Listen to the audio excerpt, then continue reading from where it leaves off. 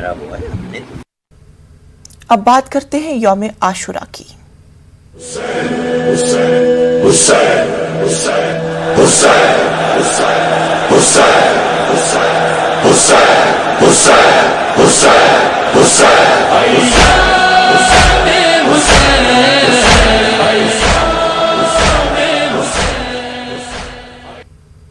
मुल्क भर में आज यौम आशुरा बड़े ही अकीदत और एहतराम के साथ मनाया जा रहा है।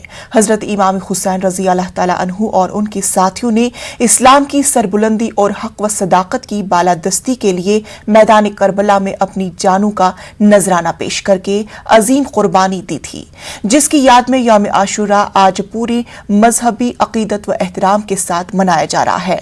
इस मुनासिबत से मसाजिद, इमाम बारगाहों और दीगर मुक़द्दस मकामात पर मजालिस अज़ा का इनकाद अमल में लाया जा रहा है, जहां उलमाए किराम और हजरत इमाम हुसैन की सीरत तैयबा पर रोशनी डाली जा रही है और आपके फजाइल व मसाइब बयान कर रहे हैं।